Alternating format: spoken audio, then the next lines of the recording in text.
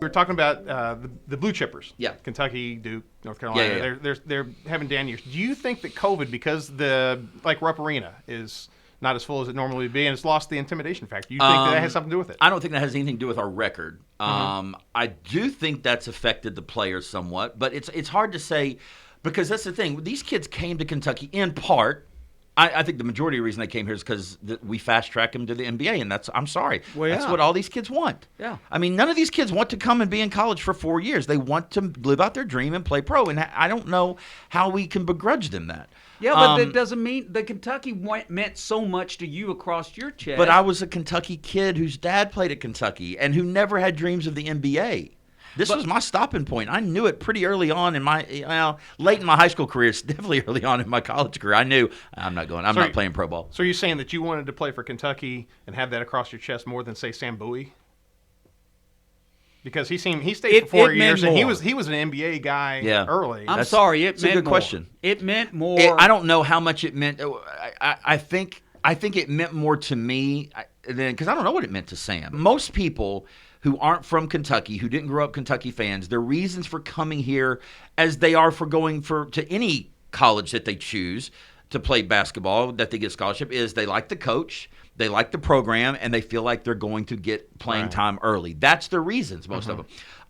And in Kentucky's case, you can add maybe all three of those together, but that Coach Cal has a reputation. He's got more kids in the NBA right now than anybody does. So that would add in too. My reasons for coming to Kentucky had nothing to do with going to the NBA, nothing to do with Coach Pitino. Didn't matter what coach was here. I wanted to come here. Didn't have anything to do with – I guess it did have to do with our tradition because that's why, in part, I loved it. But so I don't know if I'd say it meant more to me than Sam Bowie. I will say that my motivations for coming here were very singular. It was one thing. It was that it's Kentucky. So it could have been during the probation years. I would have still wanted to come to Kentucky. It means more to the fans that you care, though, and that's why some of you guys are fan favorites through the years. Let's face it. Yeah. Richie Farmer, let's go down the line of everybody. And part of the same reason going into Dante Allen, why Dante is that, why everyone was chomping at the bit for Dante to play. Yes. Because I get that. I get that the fans want they want Kentucky kids represented on the Kentucky team. The problem with that is that the Dante Allens, the Darius Millers, they're few and far between nowadays. Now, part of it is, too, Cal's getting the best 20, 25, 30, 50 kids. Maybe not this year. Maybe this is an anomaly, though. He's been getting the best kids in the country to come here. We don't have the best kids in the country here every year. But the that's fans why, are that's fickle. What makes it Dante. What do the fans want then? Quite frankly, it seems to me, and you can. I'll tell you what they want. Tell me if I'm wrong. They want a team full of Kentucky kids to win a national championship every year. Yeah, that's there what you they go. Want. That's all they want. And not only that, they want them to stay 4 years, and they want them to love Kentucky, and they want them to play in the NBA in Kentucky. Is there an NBA team? No, you're right. You're right. None of that will ever happen. Right, but that's that want. exact scenario. Yeah. But no, and I understand that they want that, but at some point we got to get pragmatic about it. But here's the other part. There's also, and I know college is, golly, so much more expensive than it was when I went. But where are the kids that are willing to walk on? Where are those Kentucky kids that could go to another school? Now, that's unfair for me to say because not every kid's parents could pay for tuition the way mine could. But where are the kids that say, you know what, the fans want a Kentucky kid.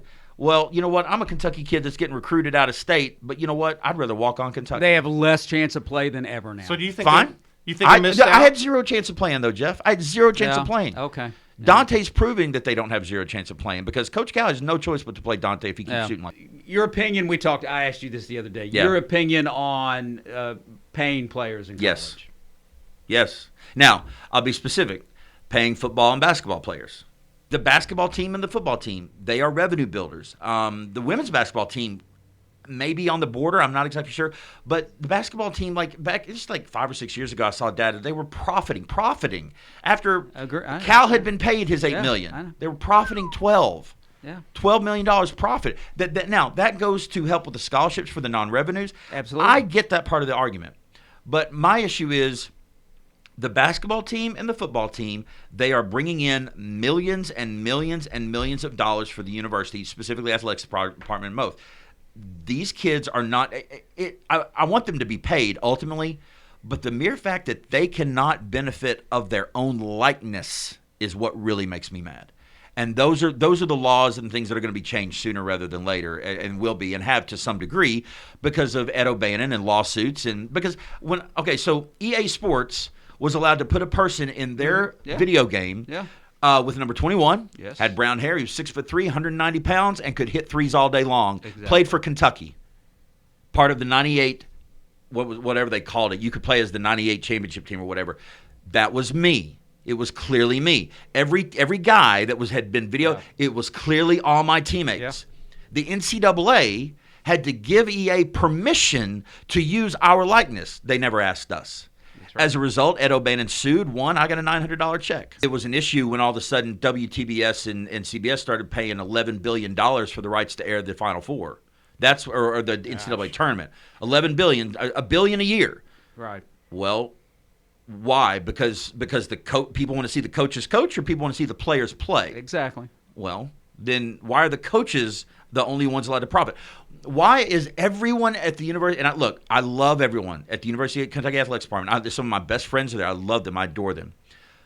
But everybody there gets a paycheck every other Friday except the players. Yeah. Your career at Kentucky is just like a drag race, man. It goes, and then all of a sudden it's over. And gets faster as you go. Absolutely. And then it's over, yeah. So then it's all over. What happens? Where does Cameron Mills go from there? So fortunately, as I alluded to earlier, I knew pretty quickly my freshman year at UK, any hopes of the NBA are shattered, because I didn't realize, I thought I was good. I thought I knew how to work hard. The leap from high school to college is enormous, especially if you go from where I was to Kentucky, not even to Division I, to Kentucky. Right. And my life from the time I was 7 years old and 12 years old has been about ministry, and been about church, and been about Christ, and been about what I see as the most important thing in my life, and the thing that has changed my life the most. And so, with the exception of Christ and my parents, there have been 3 youth pastors that have influenced my life more than anything else. And I wanted to have the same impact that they had on me, I wanted to have on others. And so when I was 12, I decided I was going to be in ministry on some level, because Kentucky gave me this platform that I got to share my faith. I got to share about my faith. And then I started getting invitations to come speak, which is what I thought I would do, but just at a small level. And so Kentucky basketball gave me this opportunity to, by the time I was a senior, and it stopped, as you say, because it stops quickly. Fortunately, it stopped on a win for us, but it stopped. Absolutely. When it stopped in 98, I took a month off, made some money, because, for the first time I'm allowed to make money on my name after I'm done at Kentucky. So Jeff Shepard, Alan Edwards, and we went around, did autograph sessions. We did barnstorm tours. So did that for about a month. June 3rd of 1998, I spoke at Binghamtown Baptist Church in Middlesboro, Kentucky. And that was the first church I spoke at under the auspice of Cameron Mills Ministries. And that's what I've done for 23 years now. Yeah. You've done some ministry in prisons? Yeah. Can you tell me about that? Yes, I've done ministry in prisons. How did you get started with that? I get invited by a prison chaplain to come speak. You don't know what you're going to encounter, but you feel like, but you have to. You can't do ministry and not do ministry to those in prison. But what's interesting is, and this is one of the things that I grow frustrated of. This is why I got involved politically with this bill that came out a few years ago about felony expungement. That's where I was taking this. He was going. Okay. That's where he was going. So the reason that happened in LaGrange, I'm in the library. I'd already spoken. Now I'm getting a little tour of the prison, and I'm in the library. And there are a couple guys who are working, right? They're working in the library. That's their job in prison. And these 2 guys they weren't dangerous. They had robbery or breaking and entering or something. Nothing violent. Both of them were getting out within 3 months. They had been in prison for 5 years. Both of them were getting out within 3 months. And so I'm like, I bet you can't wait, can you? They said, we don't want to go. Wow. And I'm like, what? Really? We don't want to go. I'm like, you've been in here how long? And it hadn't been 5 years for both of them, but one of them at 5, one of them for like 3. I'm like, you don't want to leave prison. No, we're scared. I'm like, okay, so it's the whole Brooks Hadlin thing from Shawshank Redemption, much right? more difficult on the outside than, It is so much harder for them. Absolutely. Once they've been in. Absolutely. To now get out. Now there's so little chance for rehabilitation. Yeah, to go into your neighbor's mailbox and take their mail. That's a felony. Yeah. Now, let me tell you about my life, okay?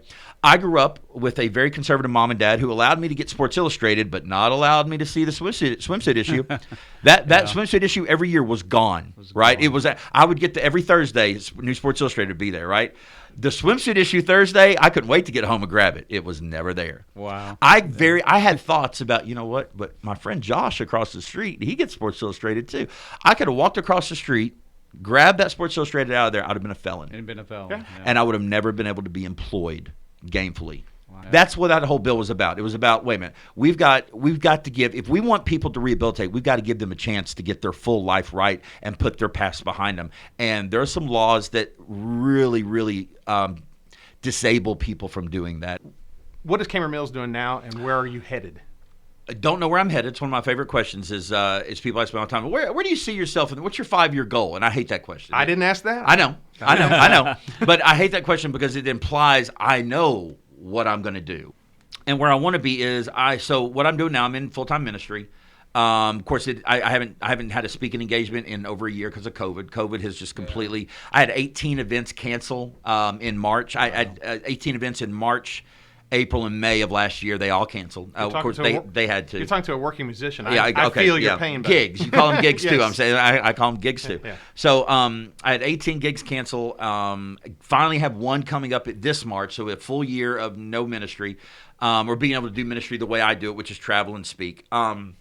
But that's going to bounce back on some level. And I've had up and down years in ministry, so I'm not worried about that. What I do, though, as far as what I feel is very ministry, is the job I have now that came as a result in 2004 of me being a former Wildcat. I got offered a job to work for, to be a sales executive for a company called Lifeline Home Healthcare. And my job was the door opener. My job was to be Cameron Mills, to visit, because when home health, you got to have doctor's orders. So it's basically like a prescription, right? Except in order, instead of going to a doctor saying, please use this pharmaceutical, it's ours, we manufacture it, here's what it does, it's please use our home health. My job was to open up the doors, to get my sales teammates past the gatekeeper, right? The person behind the sliding glass. My job was to befriend them and to make relationships with doctors and to get in front of them so we could sell Lifeline Home Healthcare. They love that I'm in ministry, which to me means I love that we're on it's a two-way street. We're kismet, right? We're on we're simpatico. So founders of the company are still the chairman of the board and CEO, Keith Myers, and his wife Ginger Myers. They started the company back in 1994, and their hearts are in the right place. And I firmly believe that sometimes you can do something successfully in some cases because your heart's in the right place. You learn everything else along the way, but if your heart's in the right place, you can be successful. What matters to Keith and Ginger is right now I think we've got 103,000 patients on censuses. Are we taking care of 103,000 people? Including our 32,000 employees.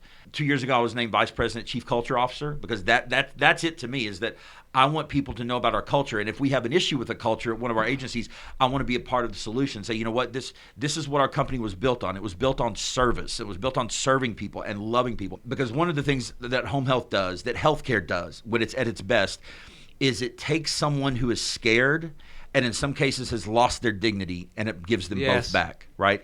I'll tell you this story real quick, and then I'll shut up, I promise. Because this is the story, when I saw this, I was like, I have to be involved in this industry for the rest of my life.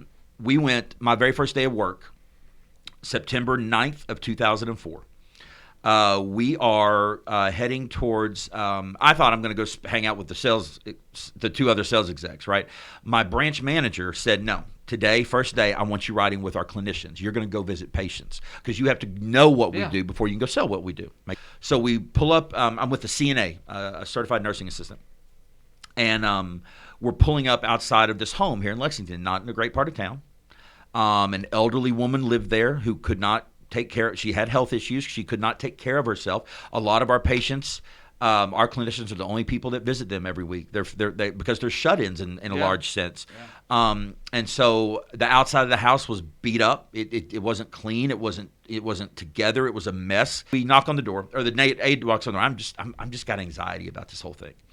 Knocks on the door, and the patient doesn't come to the door. She yells at the aide. Who is it, right? So they start having this running conversation. And that conversation basically is the patient trying to get out of the visit. Patient doesn't want to be seen. The CNA, No, she did her job. She kept the conversation going and eventually talked the patient into letting us in so she could do her job. And as soon as we walked in, I was overwhelmed with two things. I was overwhelmed with the sight because the inside was worse than the outside. Mm-hmm. And I was overwhelmed with the smell because that's what I didn't expect. This is the reason the patient did not want to be seen. Because that night, an older woman with incontinence issues had lost control of her bowels and had basically pooped on her nightgown, pooped on herself, and pooped on her bed. It's now 9:15 in the morning, and here we come. We're the first visits of the day. Mm-hmm. And she is so embarrassed. She doesn't want us in the house. Yeah. And I am overwhelmed. I'm nervous already. Now I've got this. I'm overwhelmed. Fortunately, the aide introduced me to the patient. This is Cameron. He's just here to observe, which gave me permission to excuse myself over into the corner and observe. Yeah. The next moment is it's one of the biggest moments of my life. This aide. Now this is a hurting, hopeless, broken, embarrassed woman who is wearing a nightgown that she has dirtied, right? However you want to say it. She's pooped on. She answered the door and this aide puts her arm around this woman, grabs her by the hand, leads her back to the bedroom. Now, what I saw come out of the bedroom, though, is what changed my life because I saw two women walk in, one with a purpose and one without one. Mm-hmm. I saw two women walk out, both with purpose and both with dignity. And that changed my life because from that point, I'm like, I have to be in this industry. I have to be a part of this because this is ministry. Yeah. Because I'm not clinical, I don't get to do what the aides do. So my attitude is I've got to support my aides. I got to support my nurses. I got to support my therapists. Yeah. I can't directly love on the patients, so I better be loving on the people that I know are loving on the patients. Yeah. And we could use a lot more of that these days, couldn't we? A little more dignity and respect. Yeah. That story needed to be told. Thank you. Yeah. Very By good. the way, we always finish with some trivia questions. Oh, perfect. I host trivia on Wednesday nights in Versailles. Oh, he loves us. Here we go. At the Versailles Brewing Company. Okay. And we just started back Wednesday up. nights? Wednesday nights. Okay, because my wife and I have been looking for a trivia. Come on, baby. Oh, okay. There you go. All right, here we go. I mentioned earlier I played basketball for IUPUI. What does IUPUI stand for? Indiana University, Indianapolis. Dang it. You're close. Okay. Can I answer it fully before you tell me no? IUPUI. Indiana University. Yes. Indiana University. I don't know what the P Purdue is. University. Purdue University. At Indianapolis. Okay. You mentioned the fact that you played for two coaches. Yes. Delray Brooks, Billy Donovan. Okay. Never played for Billy Donovan. Oh, I thought you mentioned Billy Donovan. He was calling that you. way, and he never coached me. He was there the year before I got there. Fair enough. They both played for Patino. Yes. At Providence. Yes. All right. They got beat in the Final Four, 1987. Who beat them? Michigan. No. Was it not? No. Seton Hall. No. What year? 87. 87. Indiana. Indiana won the championship. IUPUI. I wish. No, it was Syracuse. Ronnie Cycli and Derek Coleman. Oh. And they would have won the championship if Coleman could make a free throw. Who won that year? Who won it? IU. That's why. Okay, all right. Okay. One more. You got one more question in you? We can go all day with this. Well, we could, but unfortunately, time. Now, this is a question that I. Oh, wait a minute. I'm over right now, right? So yeah, he is. He is. Isn't I'm he? over. So you got to. I got to get one right. Oh, okay. Well, okay. So you're gonna make this one easy. I asked Larry Vaught this question, and all somehow right. he balked at it. He was there. That doesn't mean he remembers. First of all, what year were you born? 75. Okay, then you should get this. Sure. Greatest game I ever saw at Rupp Arena did not involve Kentucky basketball at all. Villanova versus Georgetown. Villanova versus Georgetown in 84? 85. I was going to ask you what year. It was 85. You're 84, right there. We were in the Final That's Four. That's right. There you go. 85, Rupp hosted the Final Four, That's right? exactly right. Okay. Mike Archer here, Cameron Mills. This has been a pleasure. I know Awesome. we can't shake hands, but I wish I could. That's okay. I know. right. It's awkward, too. I don't even know what to do anymore. Yeah, I don't Thank either. you, guys. And thank you all for joining us. This is Main Street Media TV.